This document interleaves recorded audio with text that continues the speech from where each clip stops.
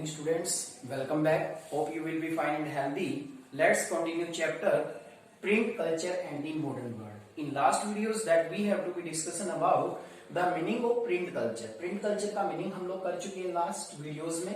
Print culture का मतलब है the printed material that we have to be seen all around, that is called print culture. That is called print culture. लेकिन chapter कहाँ से है? This is chapter from history. History में हम लोग जानेंगे कि जो प्रिंट कल्चर है, प्रिंट कल्चर का डेवलपमेंट कैसे हुआ. लास्ट वीडियोस में हम कंप्लीट स्टडी कर चुके थे. जनरली मैं आपको बताना चाहूंगा कि जो प्रिंट कल्चर की हिस्ट्री है उसकी शुरुआत कहाँ से होती है? चाइना से. चाइना से. ये चाइना के बारे में हम कंप्लीट लास्ट वीडियोस में कंप्लीट डिस्कशन कर चुके हैं. चाइना के अंदर सबसे पहले जो प्रिंट कल्चर है उसका डेवलपमेंट हुआ. यहाँ तक कि जो चाइनीज रबिंग पेपर है, रबिंग पेपर के ऊपर लिखा जाता था. In this videos that we have to be discussion about Japan. यानी कि प्रिंट है चाइना से जापान गया, जापान पहुंचा और उसके बाद हम लोग पढ़ेंगे यहाँ पर प्रिंट इन यूरोप. प्रिंट कहाँ पहुंचे? यूरोप में. तो कंप्लीट हम लोग स्टडी करेंगे यार चाइना. चाइना की लास्ट वीडियोस में हम कंप्लीट स्टडी कर चुके थे. और चाइना का शहर है Shanghai, that become the most popular well known for the printing material. Printing material के लिए जाना जाने लगा. It become the hub of the print. Print का हब बन चुका था चाइना से. अब जो चाइना में प्रिंट कल्चर का डेवलपमेंट हुआ, सबसे पहले मुगल संस्कृति का विकास हुआ. अब चाइना से जापान कैसे गया प्रिंट कल्चर, फिर जापान से यूरोप कैसे गया. यानी कि इस वीडियोस में हम लोग जानेंगे कि चाइना से प्रिंट कल्चर जापान कैसे पहुंचा, जापान से यूरोप कैसे पहुंचा. That is the most important topic students. So must remember that all incident according to the sequence. So the next topic is print in Japan. यानी कि Japan में print, जो Japan में प्रिंट है वो कैसे पहुंचा. Buddhist missionary from China introduce hand printing technology in Japan AD 768 to 770. That is most important. Buddhist missionary from China, यानी कि जो बुद्धिस्ट मिशनरी थे चाइना से, introduce hand printing technology in Japan. उन्होंने ही हाथ से लिखने की जो कला थी, जो तकनीक थी, वो जापान पहुंचाई. कब पहुंचाई? 768 टू 770 AD में. यानी कि 768 से लेकर 770 ईस्वी में ये जो बुद्धिस्ट मिशनरी हैं वो लेकर गए प्रिंट टेक्नोलॉजी को, जो हैंड प्रिंटिंग टेक्नोलॉजी थी. कहां? जापान, यानी कि चाइना में. बुद्धिस्ट वैसे तो इंडिया का ओरिजिन माना जाता है, लेकिन इंडिया से जो बुद्धिज्म है वो चाइना गया. चाइना के अंदर भी बहुत सारे लोग बुद्धिस्ट को फॉलो करते हैं. तो ये जो बुद्धिस्ट मिशनरी थे ये चाइना से कहां पहुंचे? जापान में. तो ये अपने साथ ये हैंड प्रिंटिंग टेक्नोलॉजी भी लेकर गए. बट क्वेश्चन आता है कि कब? 768 टू 770 AD. ठीक है ना, याद रखें यहाँ पर, क्योंकि history means study of dates. You must have to remember about 768 to 770. 768 ईस्वी से लेकर 770 ईस्वी तक उन्होंने ऐसा किया. The oldest Japanese book. The second content is that is most important. The oldest Japanese book, Diamond Sutra. What is the name of book? Diamond Sutra. Book का नाम था Diamond Sutra. Diamond Sutra के नाम से जाना गया. Contains 6 sheets of text and illustrate. कहते कि जो जिसके अंदर केवल 6 sheets लगी हुई थी and illustrate, और जिसे लकड़ी के द्वारा इलस्ट्रेट वुडन, यानी कि लकड़ी के द्वारा उसको सजाया गया था. That is most important book that you must have to remember about the Diamond Sutra. Diamond Sutra के बारे में आप लोग रिमेंबर रखें कि जो बुक्स है डायमंड सूत्र, ये बुक जापान की सबसे ओल्डेस्ट बुक मानी जाती है, Diamond Sutra. That question have to be put in board exam many time. What is the oldest book of Japan, या जापानीज बुक कौन सी थी ओल्डेस्ट, या what is the name of book that contain 6 sheets of text and illustrated with wooden glow. यानी कि लकड़ी के साथ जिसको सजाया गया है और जिसमें 6 sheets कंटेन है. जापान की सबसे पुरानी बुक का नाम क्या है? Diamond Sutra. That is most important. अब देखिए आगे इसमें नेक्स्ट जो थर्ड कंटेंट की अगर हम बात करें जापान के कंटेक्स्ट में, इन मेडिवल जापान, यानी कि जो मध्यकाल का जापान है, poets and prose writings were publish regularly. कहते हैं वहां पर, यानी कि जो पोइट्स थे उन्होंने कविताएं लिखनी शुरू की. प्रोज है, गद्य लेखन का जो काम है वो भी रेगुलर रूप से होने लगा. यानी कि नियमित रूप से जो मेडिवल पीरियड का जापान था वहां पर पोइट्स ने कविताएं लिखी, प्रोज लिखे गए, गद्य लिखे गए. In the late 18th century, that is most important. In the late 18th century in the flourish urban circle at Edo. Edo कहते हैं कि जो लेट 18th century की हम बात करें, अर्बन सर्कल यानी कि जो शहरी क्षेत्र था ईडो. ईडो का वर्तमान नाम क्या है? later to be known as Tokyo. That is most important question. What is the ancient name of Edo? Edo का यानी कि पुराना नाम की अगर हम बात करें, ईडो ईडो ईडो को हम लोग आज किस नाम से जानते हैं? टोक्यो के नाम से। You can say that Tokyo का एंशिएंट नेम क्या था? Edo. That is most important city that have to be an important role in the print culture to have to be developed. This city is also in Japan. Japan का शहर है ईडो, जहाँ पर सबसे बड़ा important यानी कि जो इंपोर्टेंट अगर हम बात करें कि इंपोर्टेंट शहर माना जाता है जहां पर प्रिंट कल्चर बहुत ज्यादा मात्रा में डेवलप हुआ। So student, that is the introduction of Japan. अब चाइना, सबसे पहले आपने पढ़ा यहाँ पर चाइना। चाइना चाइना से प्रिंट कहां पहुंचा? जापान। जापान पहुंचा। जापान में जापान में कौन लेकर गए? Buddhist missionary. बुद्धिस्ट मिशनरी लेकर गए। कौन सी टेक्नोलॉजी? हैंड प्रिंटिंग टेक्नोलॉजी, यानी कि हाथ से लिखी जाने वाली टेक्नोलॉजी थी जापान में। कब गई? 768 टू 770 एडी। ओल्डेस्ट बुक का नाम क्या है? डायमंड सूत्रा। कितनी सिक्स कंटेन है इसमें? 6 कंटेन है। एंड इलस्ट्रेटेड वुडन, और लकड़ी के साथ इसको सजाया गया। इलस्ट्रेशन होता है सजावट करना, इसकी सजावट करना। और मेडिवल जापान में जो पोइट्स हैं और जो प्रोज है वो राइटिंग रेगुलर रूप से होने लगे। और 18th सेंचुरी की हम लोग बात करें, जो अर्बन सर्कल है जिसे ईडो के नाम से later to be known as, लेकिन बाद में उसे टोक्यो के नाम से जाना जाने लगा। What is the name of Edo? या Tokyo came to be known as the name of Edo, Edo के नाम से। That is most important. अब यहाँ पर हमारा एक एक्टिविटी फेज दिया गया बुक्स के अंदर। बुक्स पॉइंट नंबर 1 में Kitagawa Utamaro, that is the name of ये जो नाम है जापान से बिलोंग करता है, Kitagawa Utamaro. Who was Kitagawa Utamaro? Where he was born and when. Question ये आता कि कीतागावा उतामारो था कौन ये, कब इसका जन्म हुआ और कहां पर हुआ? कीतागावा उतामारो वाज बोर्न इन ईडो। ईडो में ही, यानी कि जो ये मेन प्रिंटिंग कल्चर का जो सिटी था जापान का, जापान के शहर में कीतागावा उतामारो का जन्म हुआ। कब हुआ? 1753 में, 1753 ईस्वी में इनका जन्म हुआ। कॉन्ट्रीब्यूशन इन आर्ट, अब कौन थे Kitagawa Utamaro? Contribution in art called उकियो।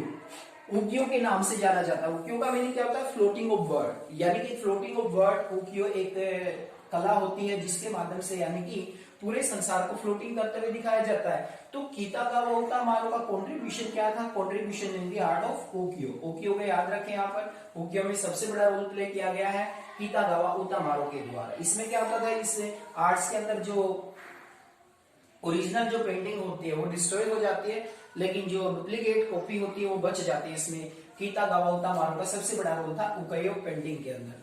अब ये था इसमें जापान। जापान में प्रिंट कैसे पहुंचा? चाइना से जापान पहुंचा। अब जापान से प्रिंट कहां जाएगा? प्रिंट केम टू यूरोप, यानी कि प्रिंट यूरोप कैसे पहुंचा? That is most important. As you know that is the complete history of the print culture that have to be make the modern world. ये complete history है जो हमारे संसार को मॉडर्न बनाती है। Print came to Europe. Print Europe कैसे आया? अब देखिए यूरोप कैसे पहुंचा।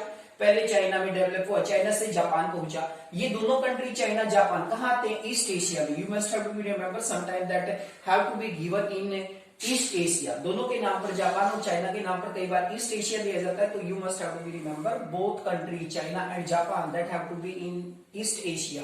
Now we have to be come to be know Japan पहुंचा। जापान के बाद ये यूरोप कैसे पहुंचा? Print came to Europe. Print Europe आया। कैसे आया? 4th century silk and the spices from China flowed into Europe। कहते कि बहुत सदियों पहले जो सिल्क और जो मसाले हैं, रेशम और जो मसाले आपने पढ़ा था, सिल्क रूट का नाम यहाँ पर from China flowed into Europe, यानी कि वो चाइना से यूरोप पहुंचे थ्रू सिल्क रूट। कौन से मार्ग के द्वारा? Silk route. In the chapter the making of global world that you have to be study about the silk route। silk route की इंपोर्टेंस क्या थी? That is a land route। land route है that have to be connect China, India, you can say Asia with European country। European country के साथ जोड़ने का काम करता है। यहाँ पर आपने देखा कि बहुत समय पहले हम क्या करते थे? चाइना का जो सिल्क था, जो मसाले थे इंडिया के या चाइना के, वो इसी रूट से कहां पहुंचे थे? यूरोप पहुंचे थे through the silk route. Silk route क्या है? Silk route is a land route. एक लैंड रूट है, एंशिएंट लैंड रूट माना जाता है। In the 11th century then paper travel from the same route. कहते हैं कि जो पेपर था 11th सेंचुरी में वो भी सेम रूट, 11th सेंचुरी में, यानी कि जो पेपर है वो भी ट्रेवल करता हुआ इसी रूट से कहां पहुंचा? यूरोप पहुंचा। अब यूरोप में 11th सेंचुरी में पेपर आ चुका था, लेकिन वहां पर प्रिंट टेक्नोलॉजी नहीं थी। तो ऐसी कंडीशंस में सबसे बड़ा रोल है जो प्रिंट टेक्नोलॉजी को लेकर जाने में, वो था एक कैरेक्टर यहाँ पर Marco Polo. What is the name of? Marco Polo. Marco Polo. देखिए कौन थे मार्को पोलो? इन 1295 में Marco Polo a great explorer return to Italy. कहां से बिलोंग करता था? इटली से बिलोंग करता था मार्को पोलो, जित बड़ा ही एक्सप्लोरर माना जाता है।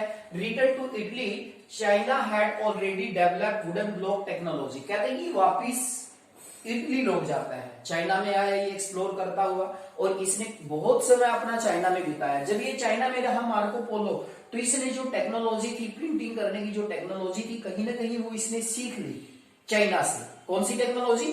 Wooden block technology. Wooden block technology सीख ली गई थी इसके द्वारा। फिर इसने क्या किया? 1295 में, मोस्ट इंपोर्टेंट डेट्स है, you must have to be remembered. 1295 में जो मार्को पोलो है ये वापिस इटली लौट जाता है, अपने देश लौट जाता है। China had already developed wooden block technology, और चाइना पहले से ही वुडन ब्लॉक टेक्नोलॉजी डेवलप कर चुका था, इसने टेक्नोलॉजी सीख ली।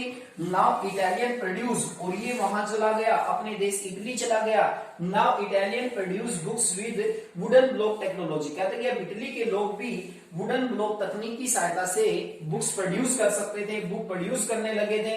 न्यू टेक्नोलॉजी बुक प्रोड्यूस करने लगे थे ऐसी कंडीशन में, और धीरे धीरे ये जो टेक्नोलॉजी थी इटली से पूरे यूरोप में फैल जाती है। इस तरीके से जो प्रिंट कल्चर है, प्रिंट कल्चर की अगर हम बात करें, प्रिंट की हम लोग बात करें, वो यूरोप पहुंचा। तो यूरोप कौन लेकर गया? Marco Polo. कहां से बिलोंग करता था? इटली। पहले इटली गया, इटली से कंट्री ऑफ यूरोप, यूरोप का ये कंट्री है, फिर धीरे धीरे पूरे यूरोप में फैल गया, और इस तरीके से यूरोप के अंदर यानी कि टेक्नोलॉजी की भी डेवलपमेंट हुआ, और काफी मात्रा में हमें देखने को मिला कि बहुत बड़ा रोल था मार्को पोलो का, जो एक्सप्लोरर था, जो चाइना में रहा काफी लंबे समय तक, वुडन ब्लॉक टेक्नोलॉजी ने सीखी और वापस चला गया यहाँ।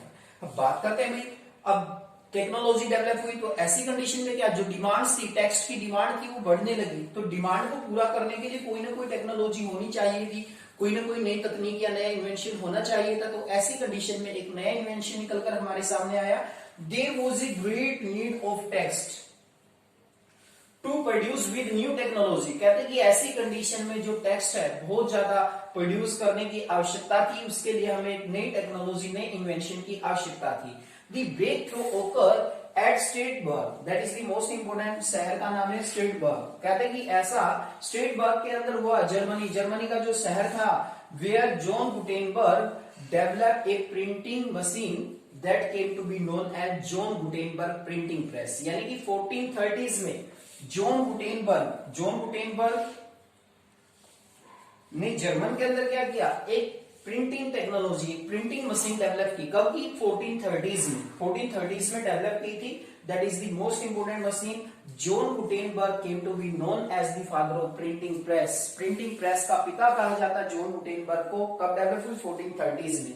तो जॉन गुटेनबर्ग कौन था? John Gutenberg was a son of merchant that have to be belong to German who has large states, जिनके पास बहुत बड़ी लार्ज स्टेट्स थी। तो सबसे बड़ा जो रोल अगर हम कहें, कहीं ना कहीं जो प्रिंट कल्चर है, प्रिंट कल्चर में जो क्रांति लाने का काम किया, वो किया गया जॉन गुटेनबर्ग जी के द्वारा। तो जॉन गुटेनबर्ग का भी बहुत बड़ा रोल रहा है कहीं ना कहीं। तो in this videos, next videos में आप लोग जानेंगे जॉन गुटेनबर्ग कौन था। John Gutenberg was a son of merchant, belong to German, German से बिलोंग करता था।